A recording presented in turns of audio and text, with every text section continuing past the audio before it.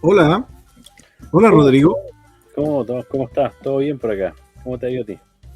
Bien, muy bien, muchas gracias Rodrigo. Qué Sí, gusto de verte. ¿Cómo está Santiago? está medio nubladito, helado.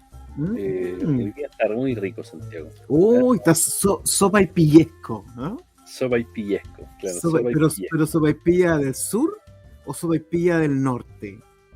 La Bueno, sopa y no, pilla la, con de la que tiene zapallo, zapallo, o de la que tiene zapallo, la ¿verdad? que tiene zapallo. O, Pero tenemos un bueno, problema ahí, ¿eh?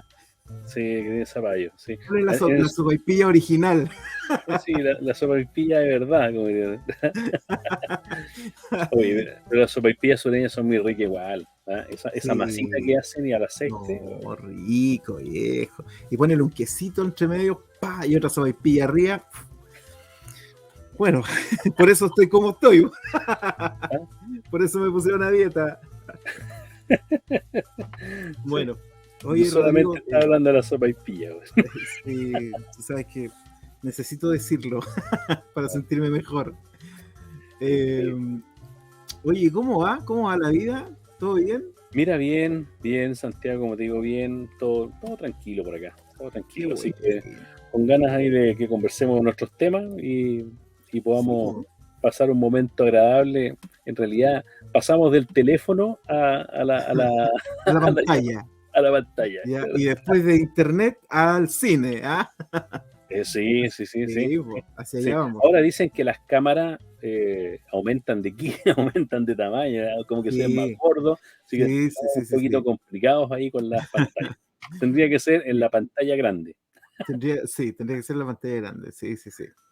Oye, Rodrigo, la semana pasada estuvimos hablando iniciamos nuestro recorrido, ¿no? Que veníamos amenazando tanto en los primeros 9 programas, que ya vamos a hablar de cábala, vamos a hablar de cábala, porque está de moda la cábala. Es que nosotros estamos en ese asunto, pues yo siempre digo, nosotros estamos en el tema, ¿no? Nosotros estamos en el asunto de estar viendo noticias de religiones, espiritualidades, etcétera. Entonces nosotros sabemos que la cábala está de moda. Puede que la gente en realidad ni, ni le interese, ¿no? Eh, ¿Tú consideras que la cábala hoy día está de moda o más allá de la canción interesante de Madonna, ¿no? Ah, te acuerdas del mensaje que te mandé con el tema Sí, de Madonna. buena, buena. Sí, sí, sí, sí, sí. ¿Tú Mira, consideras que la cábala hoy día es una moda? No sé si decirlo así también, ¿no? Pero, ¿qué opináis? yo te diría que de alguna manera se ha popularizado. No sé si es una moda o no, pero se ha popularizado bastante más, lo cual ha dado, desde mi punto de vista, paso a que obviamente haya personas que tengan una genuina búsqueda de ello y otros que en realidad se han encontrado con distintos personajes que no le han hecho bien a la cábala, ¿no? Ni le han hecho bien tampoco a las personas. Pero yo creo que se ha popularizado, se ha popularizado. Ahora, lo curioso es que tú ves centros de cábala, estudios de cábala por este otro lado, y muchos de los que estudian cábala ahí, o de los que dirigen los centros de cábala, no están en las comunidades probablemente, yo no los veo en las comunidades judías, algunos tal vez sí, ¿ya? Pero no están como por su lado y separados, como nosotros no estamos en la religión, estamos en la cábala. Se ha popularizado ese tipo de cosas y veo que hay muchas personas que efectivamente asisten a esos centros, eh, pero también hay una segmentación, ¿ya? Y hay que A ver, decirlo, ¿cómo hay es una eso? Hay segmentación, que decirlo. A hay ver, que dilo. decirlo. O sea, pasó, Yo voy a claro, apagar mi no cámara suena para políticamente no estar correcto. involucrado. ¿Ah? Hay que decirlo, ¿ah? Y esto es lo bueno y no estás representando a nadie porque puedes hablar por ti mismo. ¿Ah? ¿Ya? O sea, efectivamente hay una segmentación. Yo creo que si esto de la Kabbalah es para todos, si nos vamos por ese camino, que es el que muchas personas que dirigen centros dicen la Kabbalah es para todos, la verdad es que es para todos, pero entre comillas, es para todos siempre y cuando tengan las lucas suficientes para pagar las sesiones, para pagar los cursos, los Rosh Hodesh, ¿ya? Y todo lo que esto involucra, ¿ya? Entonces, claro que para una familia de escasos recursos, pareciera que la Kabbalah no es para ellos, ¿ya? Entonces, eso es un tema que creo que es preocupante en esto. Tal vez ahí, obviamente, la Kabbalah en sus inicios no era para todos, ¿ya? Pero en este caso yo creo que en el mundo, y Chile no es la excepción, la Kabbalah también tiene un segmento, pero no se ha segmentado ni por edad, ni por la intelectualidad, ni por la vida espiritual que tenga la persona, sino estás dispuesto a pagar o no estás dispuesto a pagar por asistir a una clase. Sonó feo, pero lo he visto. Bueno, las opiniones vertidas En este en este programa. Oye, pero tú dirías entonces, Rodrigo, que hay espiritualidades para segmentos económicos y sociales. Hay espiritualidades para... Y la cábala dentro de uno de esos... Porque hay otros, porque podríamos nombrar, por ejemplo, lo que tú dices es súper interesante. Yo podría extrapolarlo al otro lado, ¿no? Cuando se habla de la religión popular, por ejemplo, ¿no? ¿Ya? O cuando se habla de las iglesias, pucha, no se enojen conmigo, pero iglesias evangélicas, por ejemplo, que siempre dicen, no, si pertenecen al sector, Plaza Italia para abajo. No sé en otros países cómo será. Pero claro, un segmento social, estrato medio bajo, y tú, y yo creo que los dos concordamos en que parece que hoy día también hay una espiritualidad, quizás dentro de esa estaría la cábala, que son como espiritualidades como de Plaza Italia para arriba. ¿Tú crees que hay espiritualidades así como segmentadas económico-socialmente? Lo que tú me estás diciendo, sí, es como que hay iglesia, hay mundo evangélico de Plaza Italia para abajo, o de Plaza Italia para el sector más poniente de la ciudad, y existe una espiritualidad un poquito más arriba, ¿ya? Una espiritualidad distinta, ¿ya? Hablando específicamente de la cábala, o sea, piensa, a ver, separémonos un poquito la cábala. No sé si muchos de los que están en el sector poniente, obviamente, que viven obviamente de su trabajo y que se sacan la mugre, ¿ah? Se sacan la mugre, se esfuerzan demasiado, obviamente, por sacar adelante a su familia, y están en condiciones de pagar, por ejemplo, las sesiones de mindfulness, ¿ah? En un centro de mindfulness, o hacer unas, ¿cómo le llamas tú a este tipo de terapia que utilizas números y colores? ¿Cómo se llama? Que tú haces clase de ello. Es que me asusta porque me vas a segmentar. Enneagrama. Enneagrama, ya, el enneagrama, por ejemplo. Están todos en condiciones de hacer unas terapias de enneagrama. O sea, la verdad conmigo es que, no, conmigo no. Claro. No, o sea, no sé, tal vez es una opinión muy personal, ¿ah? Pero yo creo que sí he visto que hay una espiritualidad que es como una búsqueda de espiritualidad, que es muy sectorial, y una búsqueda de espiritualidad donde se pierde esto. Ahora, ¿por qué ocurre esto? ¿Qué es lo que está pasando en Chile en realidad? ¿Qué es lo que está pasando en Chile con el tema religioso? ¿Ya? ¿Qué está pasando en Chile? Y aquí te quiero llevar al sondeo global de la empresa Ipsos, ¿ya? Que salió publicado, por ejemplo, hace unos días atrás, pero que precisamente el diario La Tercera, el día 10 de mayo, hace 6 días atrás, ¿ya? Habla precisamente de que el informe de religión global del año 2023, que incluye a 26 países, va revelando este informe un cambio generacional respecto a las creencias religiosas, ¿ya? O sea, ¿y a qué llegan como resultado? Pues en Chile dicen que el sondeo global es que menos del 60% de los chilenos se declara cristiano, ¿ya?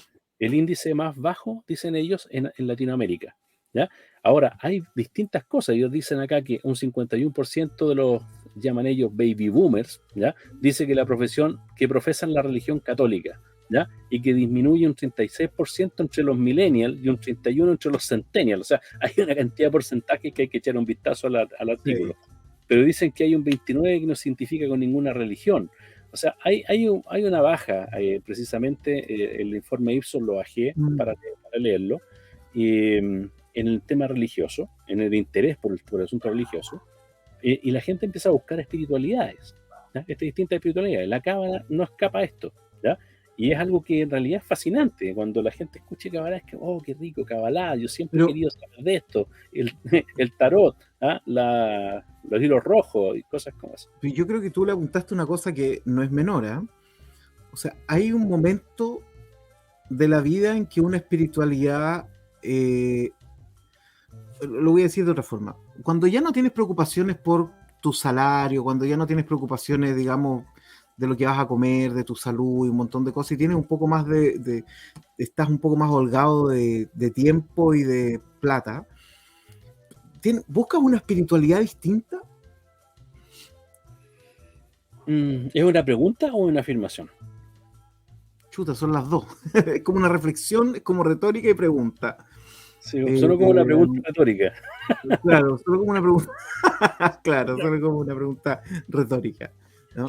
Mira, tal vez sí, pero me llama la atención, te voy a nuevamente a citar este informe, que dice así, dice que al analizar los resultados de Chile por edad, se observa, dice, que la identificación con la religión cristiana sube un 68%, mira qué interesante, entre las personas mayores a 50 años, y cae al 49% entre los menores a 35 años, existiendo una brecha, dice, de 20 puntos porcentuales.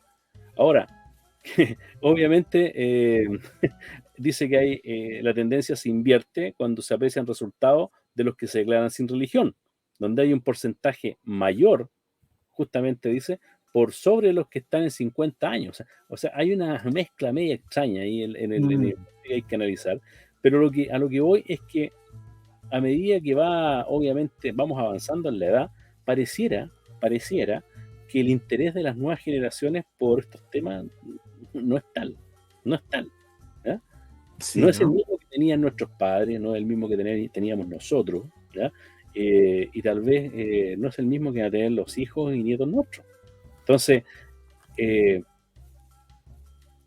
podemos seguir entonces hablando de esta religión formal en la cual está hoy día involucrado el cristianismo, no sé, el islam, el judaísmo, pero puede involucrar a todo en lo que palabra religión, malamente llamada religión, ¿ya?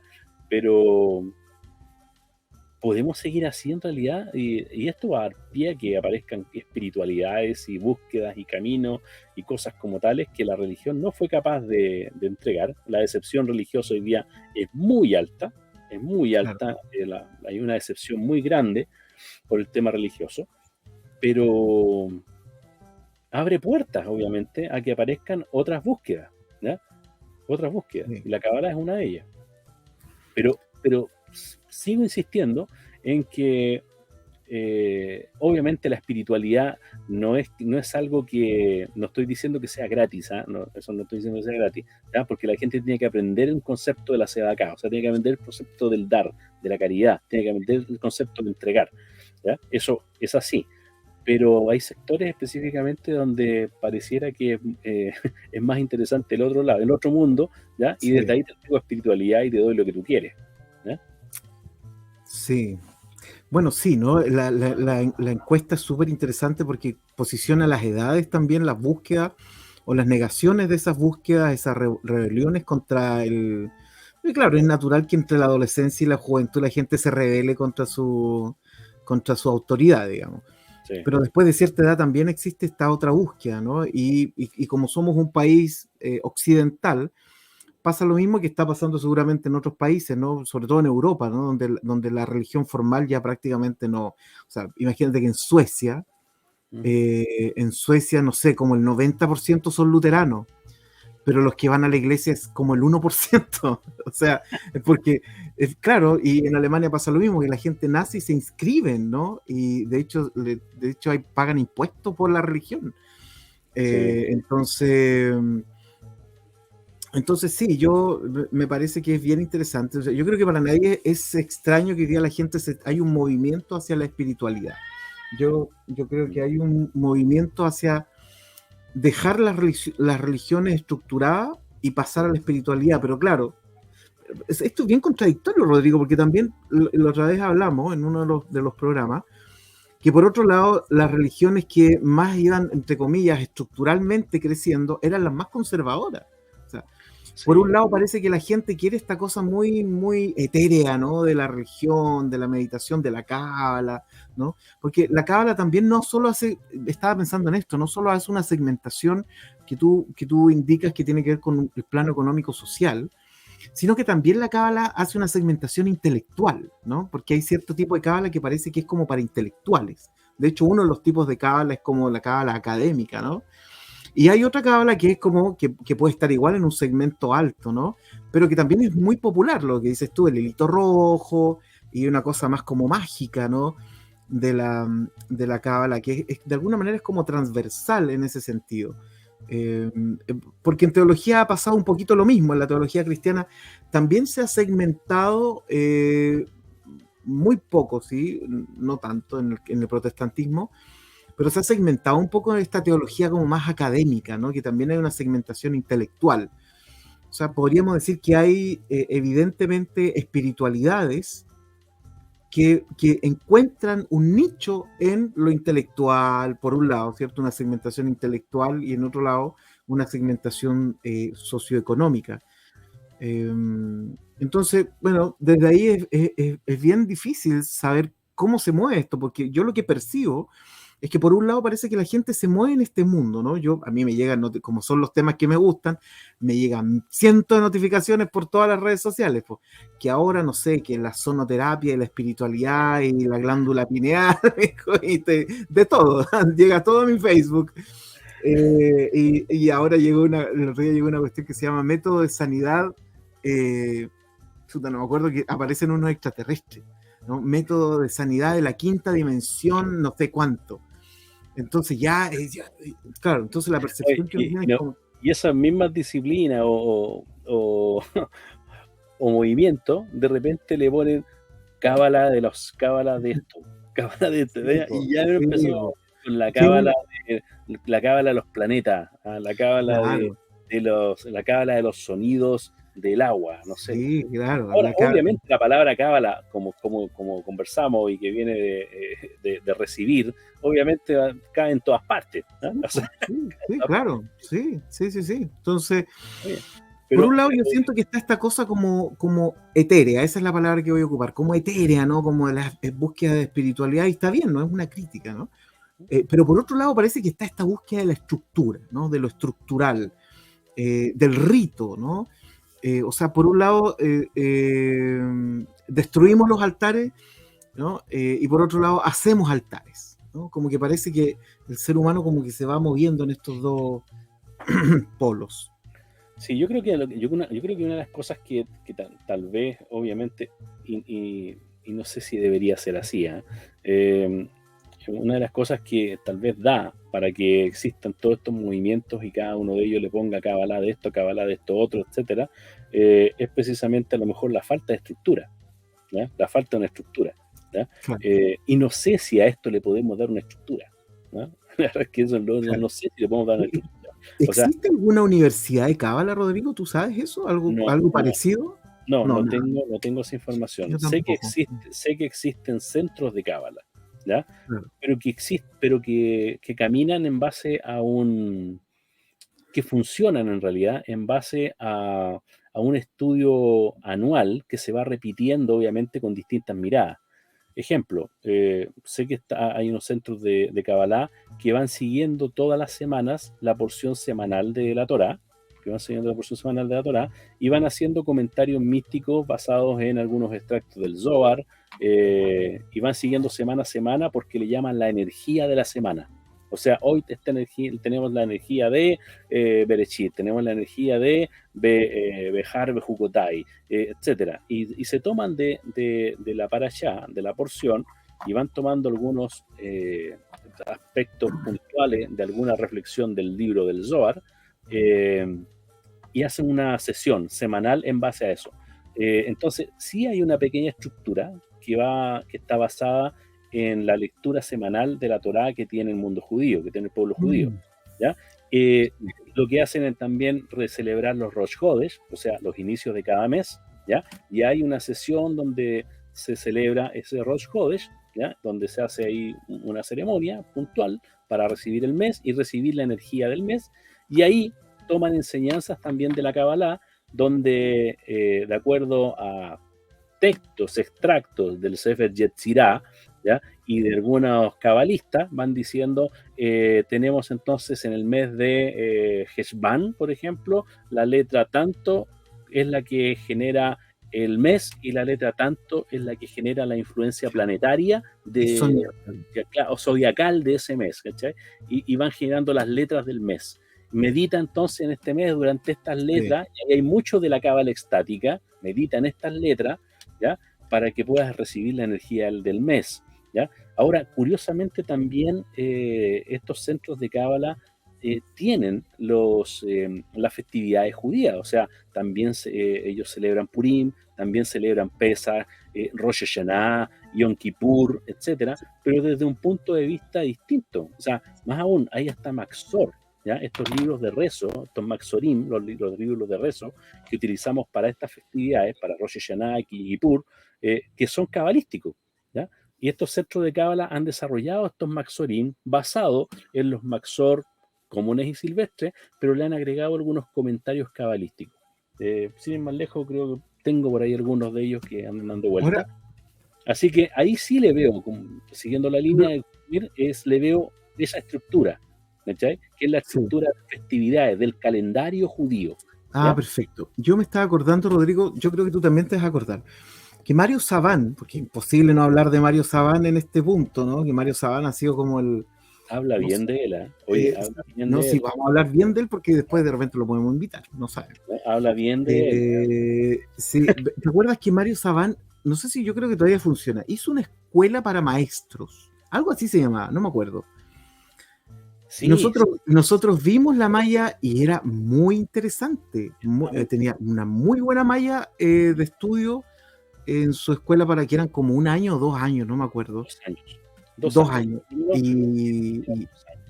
Y recuerdo que lo comentamos nosotros porque vimos la bibliografía, la malla curricular, y se veía muy interesante. Yo creo que ahí es lo más cercano que podríamos, junto con lo que dices tú, decir que hay una malla de un lugar, pero claro, no es universidad ni nada, para alguien que quiera estudiar en serio, digamos, la cábala. Cuando uno dice en serio suena mal, ¿no? Como si alguien estudiara para la chacota, pero puede ser también. Sí, ahora, bueno, él le llamó ahora la yeshiva de la cábala. La yeshiva. La yeshiva de la cábala. Mario Elohim, claro. Claro, la yeshiva de la cábala. Y efectivamente, nosotros vimos la malla en su momento, yo me acuerdo que la descargamos porque aparecía en cada uno de los temas, más la bibliografía asociada a cada tema. Sí. Hoy estaba muy potente, estudiaban esto de una forma bastante seria, muy responsable. Sí. O sea, no se espera menos del doctor Mario Sabán, ¿ya? Así que no, porque tiene varios doctorados. Sí, mira, le hemos contado como 5. ¿eh? Más o menos. Camino, pero es un tremendo personaje, un tremendo académico, pero es lo más cercano a algo formal. Algo formal. Pero lo otro, Emir, es lo que te decía, es estos centros de cábala que van siguiendo el calendario judío con sus lecturas y festividades, vistas desde un punto de vista de la cábala y tomando textos de la cábala como el Zohar, el Sefer Yetzirah, el Bahir, de algunas lecturas fundamentales del Talmud, incluso de algunas del Midrash, y van sacando algunas de ahí para poder mirarlas desde un punto de vista cabalístico, lo cual encuentro que es bastante bueno. Ahora, hay una estructura. Si te comprometes con esa estructura y te comprometes a seguir esa estructura, bien, o sea, yo creo que está ok. Para el mundo judío, nosotros tenemos las lecturas toda la semana, así que estamos comprometidos directamente con el Eterno en esto, así que y con nosotros mismos. Amén. Amén. Oye, es que me quedé pensando, Rodrigo, con tu primera declaración, tu primer bombazo que lanzaste hoy día sobre la cábala y Plaza Italia para arriba. Pero ¿sabes qué me estaba acordando? ¿Cómo podríamos hacer esa diferenciación? Porque si uno lo piensa, claro, hay una espiritualidad estructural, si uno quiere, simbólica, si uno quiere, que podría ser para estratos económicos más elevados, ¿no? Pero eso sigue estando en la cáscara, porque cuando uno ve manifestaciones espirituales, etcétera, uno te das cuenta que esta cuestión es transversal. O sea, encontráis símbolos arriba, encontráis símbolos abajo. A veces se habla de los pentecostales, ¿no? Hay que danzando, que, oye, eso también se puede encontrar en estrato. Lo que quiero decir es que, si bien es cierto, pareciera que hay estructuras que responden a ciertos niveles socioeconómicos y símbolos, ¿cierto? Porque claro, ¿quién va a hablar del árbol de la vida, pues, viejo, y todo su sefirot y toda esa onda, no sé, en un lugar donde, como dices tú, la gente está pensando en ganar las lucas para el día a día nomás, ¿no? Y que requieren además una fe que sea muy concreta, así como Dios está contigo, Dios te va a ayudar, Dios no te va, ¿te fijáis? Mientras que para arriba el pensamiento puede ser, bueno, ¿cómo llamo energéticamente cosas positivas para mi vida, etcétera? Pero hay un punto en el que, no sé si religiosa o espiritualmente, las manifestaciones son iguales, ¿no? O sea, buscamos lo mismo, ¿no? Estaba viendo un documental en Netflix de un coreano, creo que armó una secta, para variar. Y es impresionante porque, de hecho, muchas de estas sectas chicas que nosotros hemos tenido noticias en los últimos tiempos, oye, hay gente con un nivel intelectual interesante que termina en una secta. Sí, claro. O sea, hay cuestiones que son transversales aquí, ¿no? Yo conozco teólogos que están medio inspirados. Creando sus propias sectas. Mi hija siempre me dice, pues tú estás inspirado. Sí, sí. Entonces, claro, por un lado está esta cosa de, efectivamente, hay ciertas espiritualidades que apuntan hacia ciertos sectores. Sí, pero por otro lado, hay la religiosidad humana, parece que es transversal. O sea, sí, yo creo que hay algo que de alguna manera en algún momento de tu vida te tiene que hacer sentido y buscas algo. Ahora, el judaísmo te enseña lo siguiente, y creo que aquí está parte de la clave del por qué tal vez no nos podemos hacer cargo de todo el mundo en términos de la enseñanza cabalística o de la enseñanza judía, el misticismo, lo que tú quieras, o la espiritualidad, lo que tú quieras decir, como lo quieras llamar. Y es porque la clave, hay una clave muy interesante que dice: sin harina no hay Torah. Sin harina no hay Torah. O sea, así de simple. Si no hay harina, no hay Torah. O sea, si no están cubiertas tus necesidades básicas de alimentación, tus necesidades básicas de la necesidad de tu vida, ¿qué estás en andar preocupando de la espiritualidad y del mundo superior, y que aquí me estoy conectando desde Atzilut a este otro de acá? No está en tus intereses. Si no hay harina, no hay Torah. Entonces creo que una de las grandes responsabilidades de nuestra, y justamente el concepto judío de Tikkun Olam, de reparación del mundo, ¿ya? Es algo que nos compromete, obviamente, a mejorar el mundo en todo sentido, no solamente en el sentido espiritual, sino también en el sentido de lo material, ¿ya? Y tratar de alguna manera de llenar ese vacío que se genera por las necesidades que te impiden a lo mejor acercarte a estos tipos de espiritualidades, porque obviamente tu mente, tu corazón, todo tu ser está enfocado en llenar tu casa con harina, traer harina a tu casa. Y se entiende, la Torá lo entiende así claramente. O sea, la Torá oral nos dice: si no hay harina, no hay Torá. Entonces, hablar de espiritualidad y de este otro tipo de cosas, claramente, y aquí es donde viene la segmentación, muchos sí buscan estos caminos porque hay harina en su casa, los otros no tienen harina. Claro. Sí, no sé si fui claro, pero ¿no? Pero por lo menos me entendí. No tengo por qué estar de acuerdo conmigo mismo, ¿no? Claro. Ahora, pregunta acerca de algún tipo de judaísmo que tú quieras responder. Lo hemos tocado, pero desde otra perspectiva. Estaba pensando que lo que dices tú, ¿no?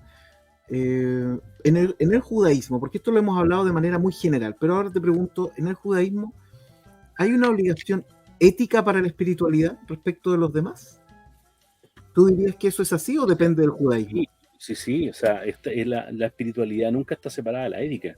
O sea, la ética judía, la ética te inspira precisamente amarás a tu prójimo como a ti mismo. O sea, esa es la base de todo, ¿ya? Eso está en la Torá, ¿ya? O sea, piensa que cuando se acercó esta persona que aparece ahí en el Midrash, se acerca a Shammai, estamos hablando el siglo antes de nuestra era, a ti te gusta llamarlo de otra forma, pero antes de nuestra era, ¿ya? Y le pregunta, oye, enséñame de la Torá, enséñame de toda la Torá mientras estoy parado en un pie. Tú lo citaste en la comunicación pasada, en nuestra transmisión pasada. Y él lo echa. O sea, no, o sea, me estás tonteando, estás burlándote de nosotros, chao, lo echa. Pero llega a un Dilel y le dice, bueno, la mismo, enséñame la Torá, toda la Torá mientras estoy parado en un pie. ¿Ah? Ama a tu prójimo como a ti mismo. Todo lo demás es comentario.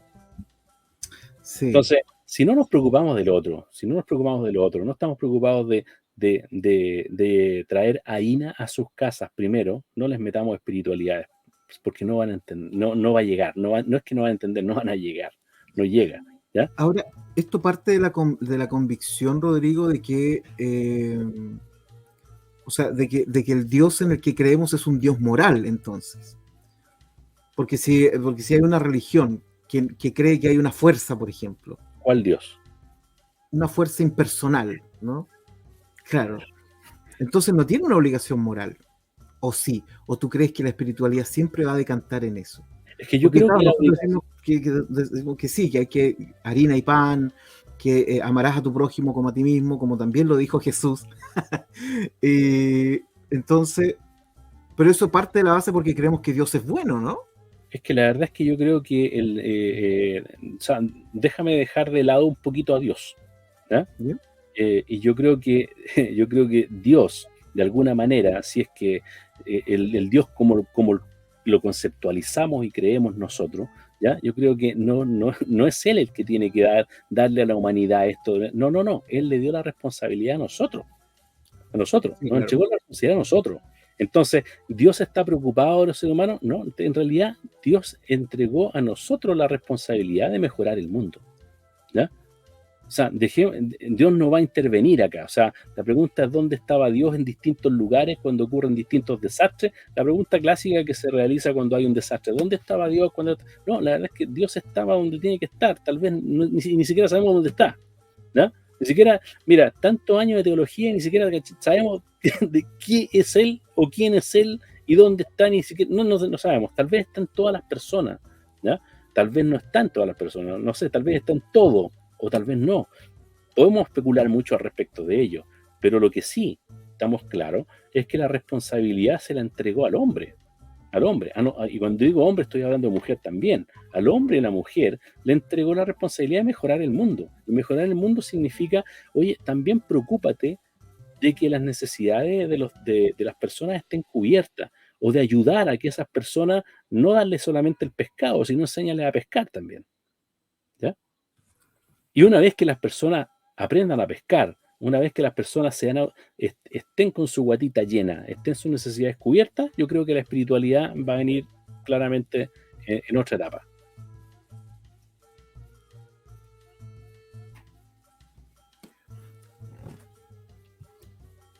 Me siento tentado a preguntar por qué.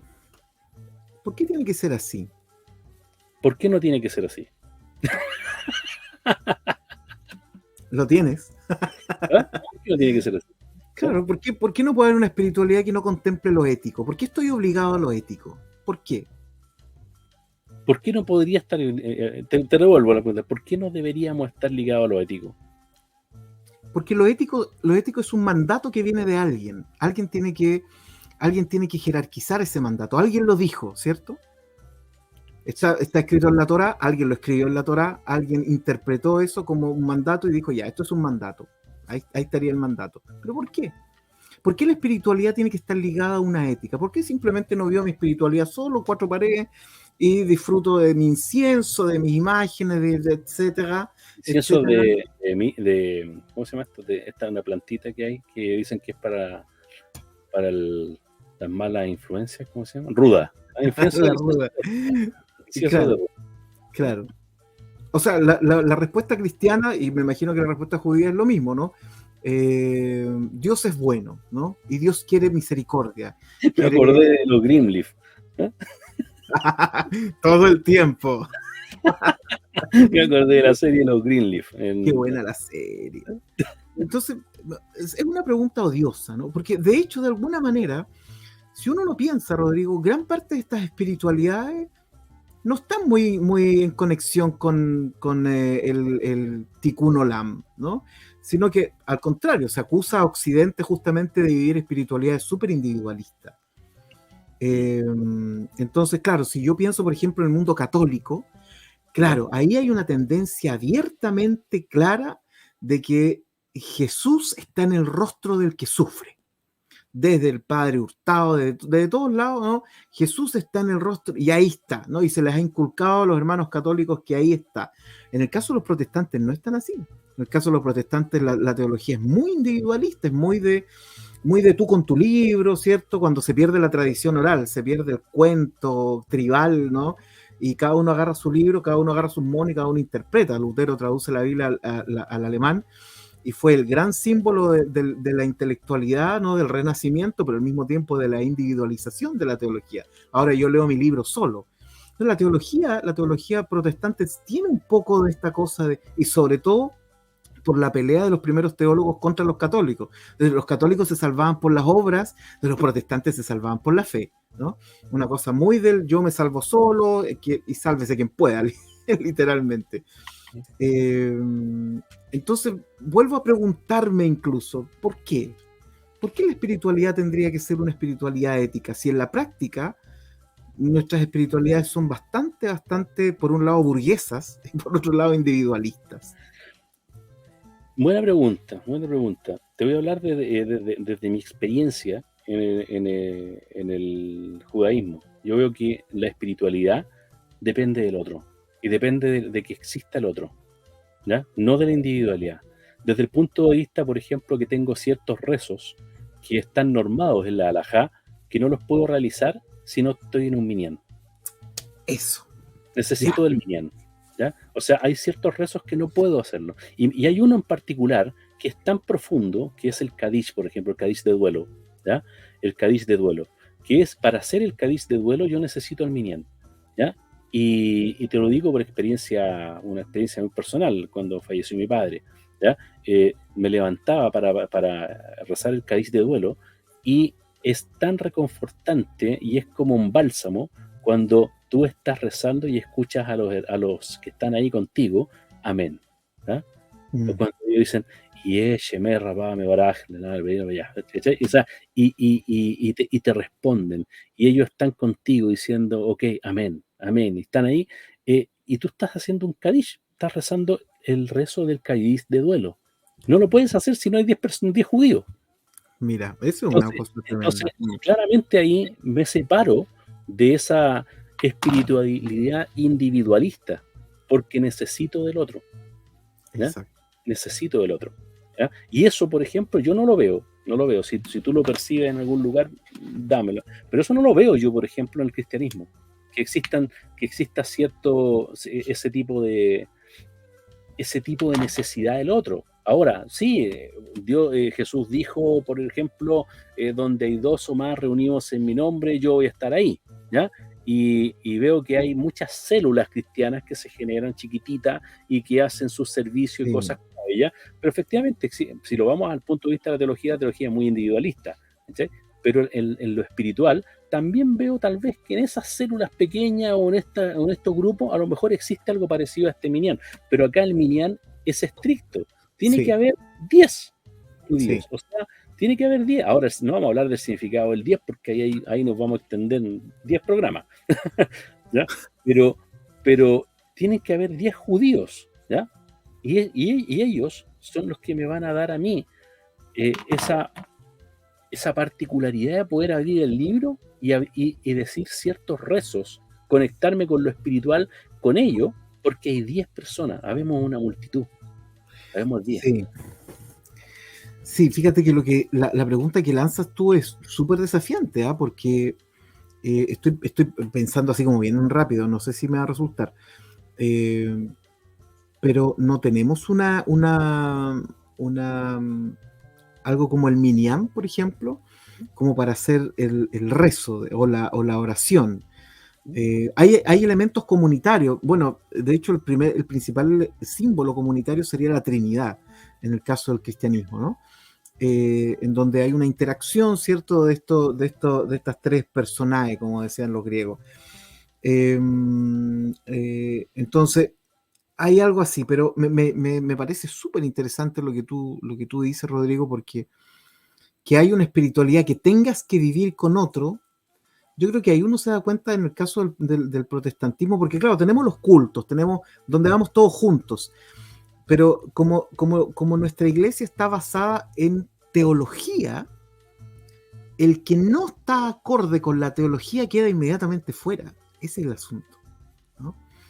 Y creo que en el judaísmo eso no es tan así, ¿no? En el judaísmo no. Mira, Mir, es tan importante este hecho de que puedan haber 10 judíos, que incluso en los servicios no se puede leer Torá si no hay 10 judíos. Mira. O sea, hasta el minyan es necesario para leer la Torá. Para que se pueda sacar el rollo, abrirlo y leer la Torá, se necesitan 10 judíos.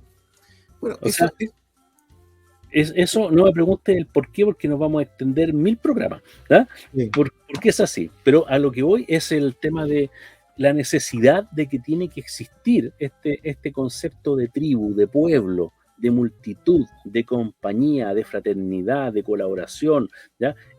Del responderle al otro cuando el otro está haciendo la bendición para leer la Torá. O sea, es algo que es maravilloso. Sí, yo creo que hay una cosa muy, muy trascendental que yo creo que nosotros podríamos echarle un vistazo de la protección del otro también, ¿no? De la protección del otro, en donde el otro no, en mi caso, ¿no? En mi caso no norma las creencias del otro. No estoy normado por las creencias del otro. Pero sí yo diría que en gran parte del cristianismo protestante eso es muy importante. O sea, que el otro crea correctamente. Si no cree correctamente, queda fuera de la tribu.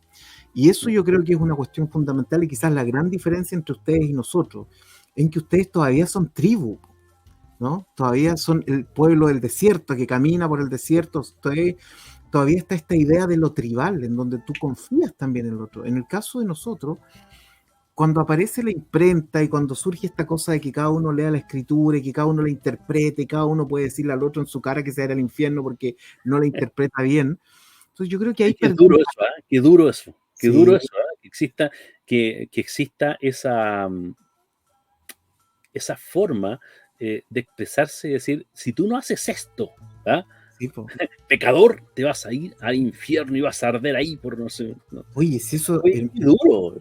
Oye, y eso cuando se da en la familia, Rodrigo, hay familias que yo he escuchado gente decir, bueno, en realidad mi abuela murió y no era cristiana, así que seguramente se fue al infierno. Y así, con esa relación.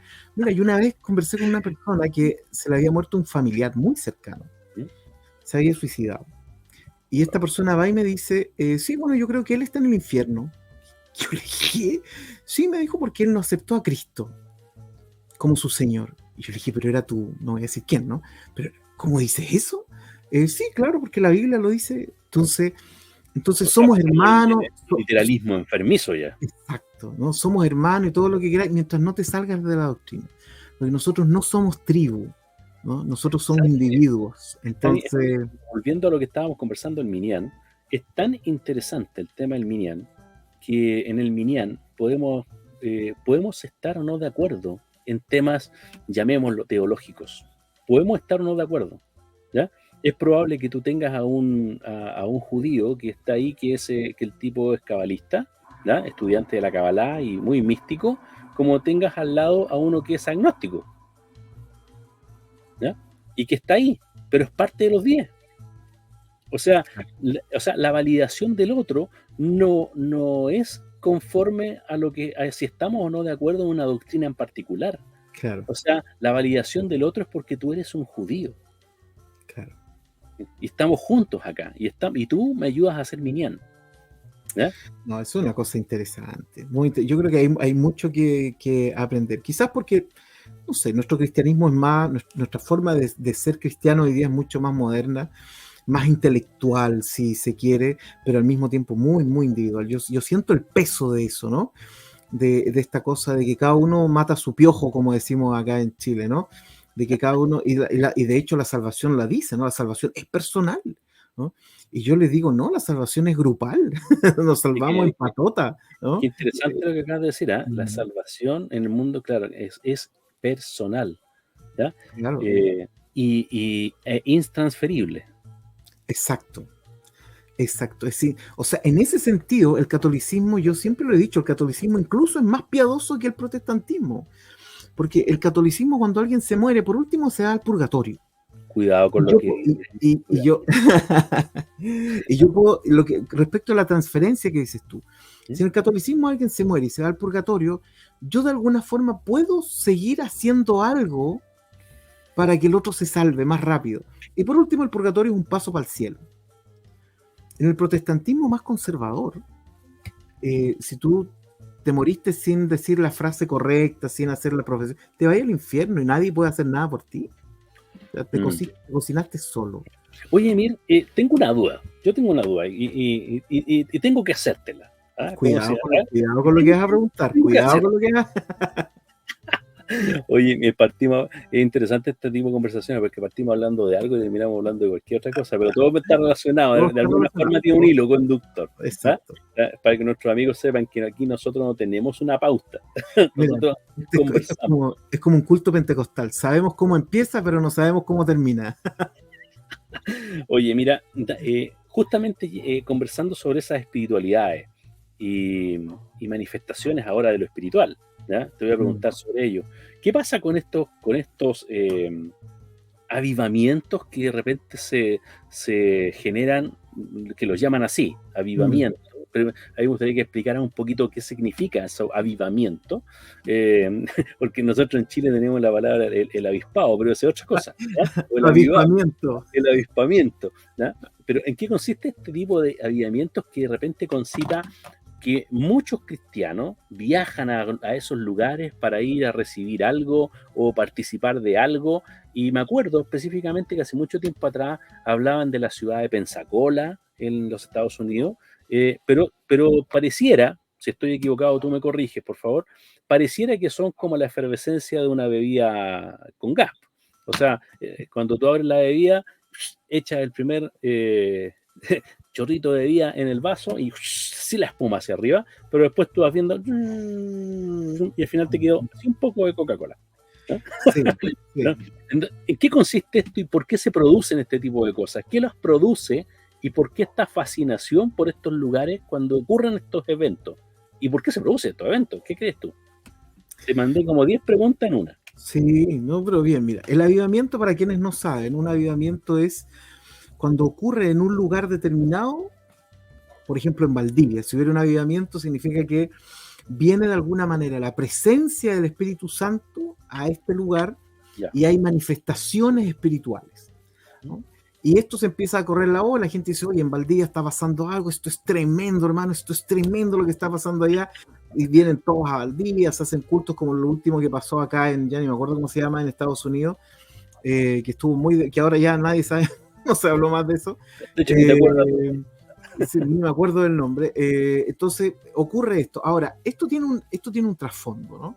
Yeah. Ahora, perdón, avivamiento entonces sería gente cantándole a Dios por mucho rato, hablando en lenguas. Para quienes no saben qué es hablar en lenguas, son personas que hablan un dialecto angelical inentendible por todos, y que solo una persona eventualmente podría traducir si el Nuevo Testamento somos más rígidos con eso. Manifestaciones espirituales, liberaciones, entiéndase como exorcismo. Y un montón de manifestaciones muy espirituales que conectan, parece, al ser humano con su religiosidad más primitiva que tiene, ¿no? Conecta rápidamente con eso. Eso sería un avivamiento. ¿Y por qué ocurren? Porque en la tradición cristiana siempre se interpretó que cuando una persona, no siempre, debo decirlo, pero en algunas épocas de la historia cristiana y en algunos lugares de la historia cristiana se interpretó que tu conversión a Dios era un acto que venía directamente de Dios, y como Dios te visitaba y te tocaba, entonces había manifestaciones espirituales poderosas, ¿no?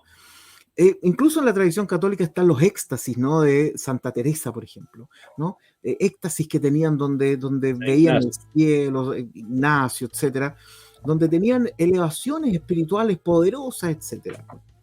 Eso es parte de la tradición protestante, ¿no? Es parte de la tradición protestante pensar que cuando Dios te sale al encuentro, Algo te ocurre de manera física, algo te ocurre de manera espiritual, puedes hasta llegar a perder la conciencia, puedes tener un éxtasis, etcétera, ¿no? Ahora, eso está presente en todas las religiones, ¿no? Los éxtasis, manifestaciones, etcétera. Quizás en el protestantismo se le da un poquito más, ¿no?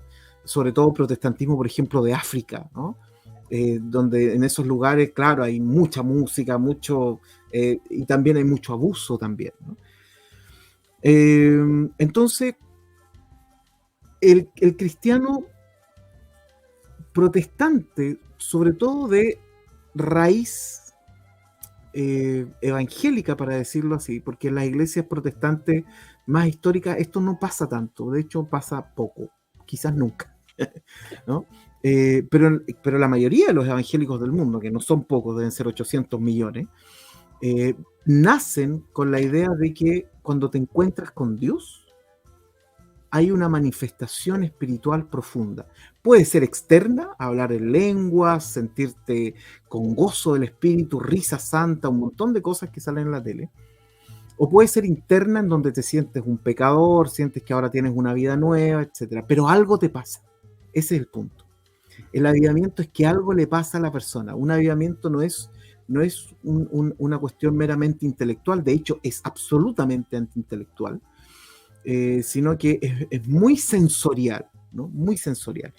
Ahora, como toda cuestión sensorial y como todo éxtasis, esta cuestión dura poco. Entonces, por eso, como tú bien dices, da la sensación de que viene como una espuma y después Pero ojo, que cuando ocurrió eso en Chile, por ejemplo, a principios del 1900, ¿Ya? con la iglesia evangélica pentecostal, no estoy muy seguro porque se parecen todos los nombres, pero no fue la metodista pentecostal, creo que fue la iglesia evangélica pentecostal, pero uno de los pentecostales tuvieron un avivamiento en Chile, ¿Ya? y por eso hoy día Chile tiene, no sé, 3 millones, 4 millones de pentecostales. O sea, un avivamiento, claro, la efervescencia puede durar un rato, pero lo que deja es un residuo muy potente de evangelización. Ahora, a los católicos hace unos años les pasó lo mismo, y bueno, les sigue pasando ahora, por eso hay católicos que se llaman carismáticos. Tú vas a un culto católico carismático y hay manifestaciones, gente hablando en lengua, y gente cerrando los ojos, alabando a Dios, etc. Entonces es eso. Puede llegar a ser muy potente en términos de lo que queda, ¿no? Del residuo evangelístico que queda, puede ser muy potente. O sea, como te digo, en Chile eso se transformó en su buen montón de millones de Un hito pentecostales. importante en la iglesia evangélica chilena. Sí, me recuerdo perfectamente ese detalle, que Sí, efectivamente le llaman el avivamiento pentecostal. exactamente. Avivamiento Y ese pentecostal. avivamiento pentecostal dejó como resultado el hecho de que millones de personas hoy día en Chile son pentecostales. Entonces, Mira, son cuestiones potentes. En el cristianismo un avivamiento se dice que es una cuestión potentísima. Lo último que pasó en Estados Unidos, que fue súper criticado por algunos, dijo, claro, los gringos son todos de su avivamiento y todo. Pero lo que hay que ver es lo que queda después de eso, ¿no? El residuo evangelístico que queda. un poquito de vida, un poquito de vida.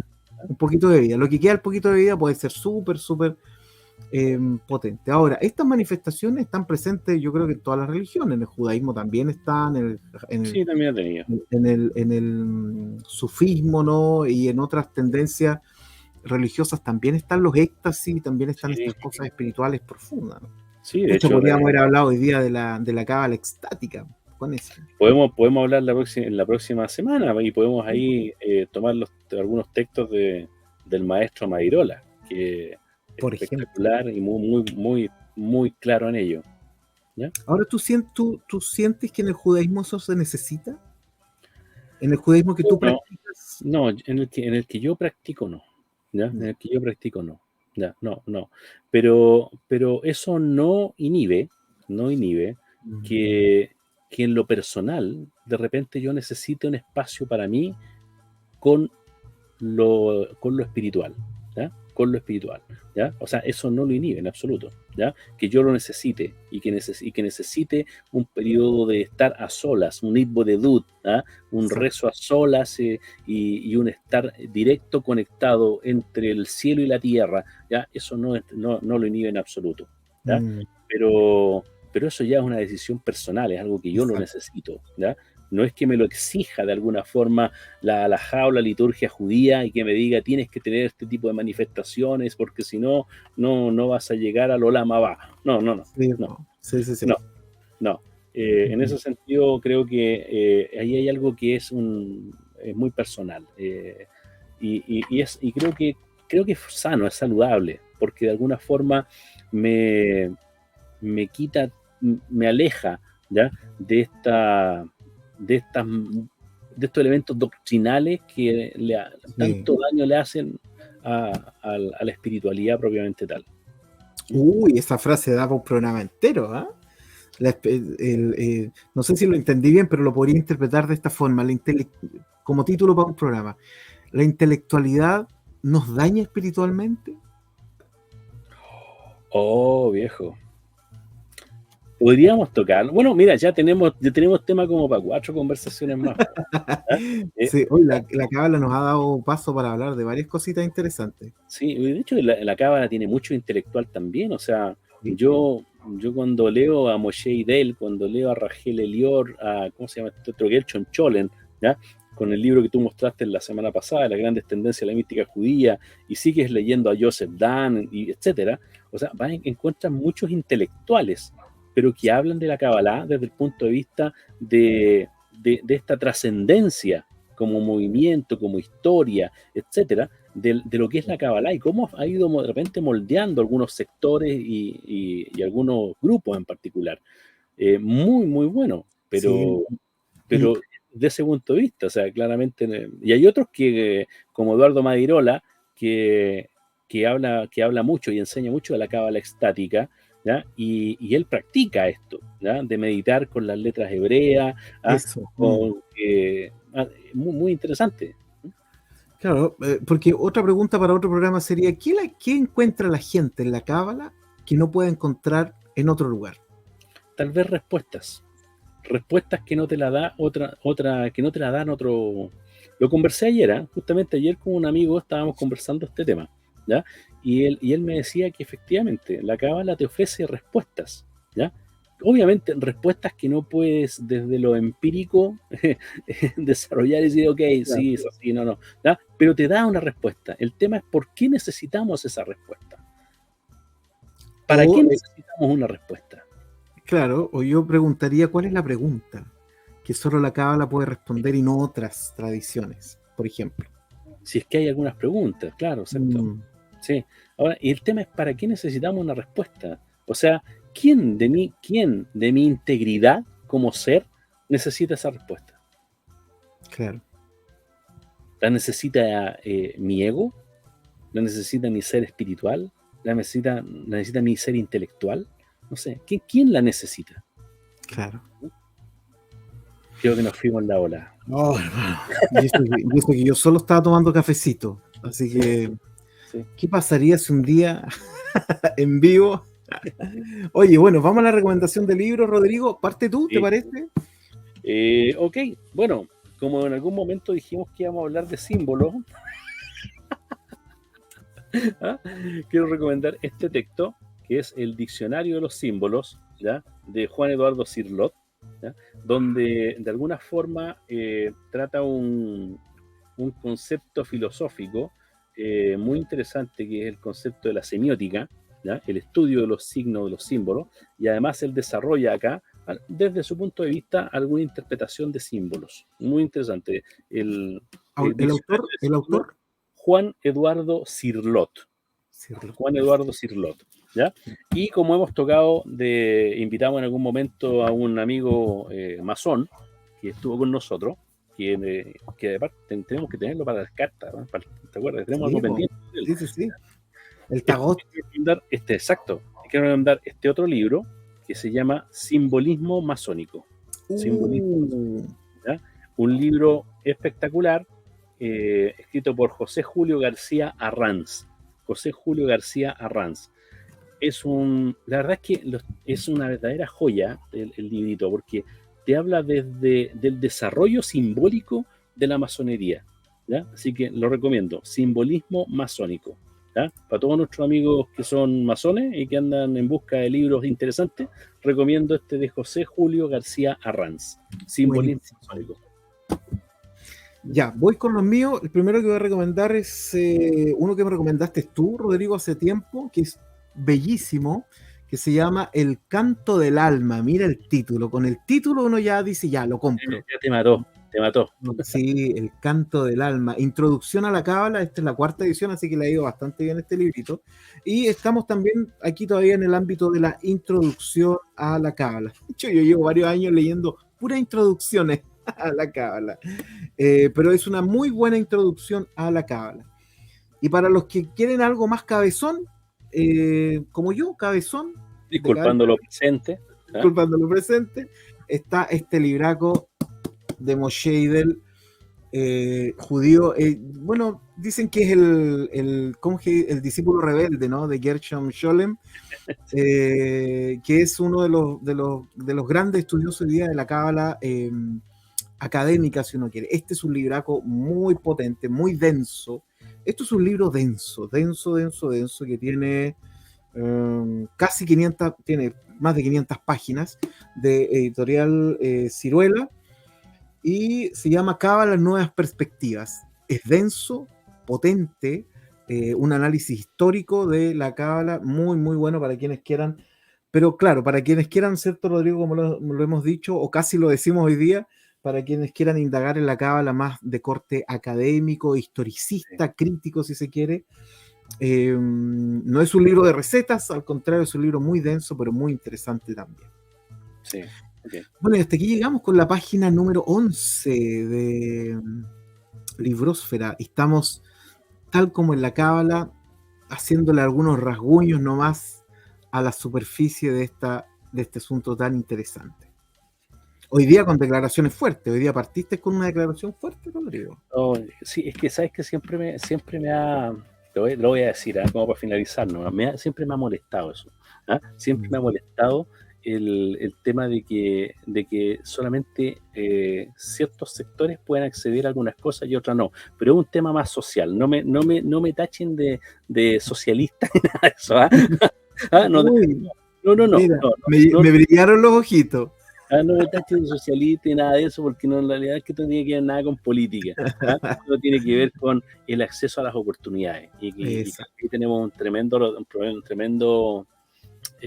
responsabilidad. Y creo que conversaciones como esta, que estamos teniendo libremente, sin ningún apego a nada, sino que solamente a nosotros, también le dan la oportunidad a personas que tienen un plan de datos para poder conocer de algo y buscar también en base a ello. Hoy día, efectivamente, la información está en todas partes, pero de alguna forma estamos ayudando con estas conversaciones a que las personas también puedan buscar por ahí algunos datos adicionales y a lo mejor iniciar una búsqueda en algo. Maravilloso.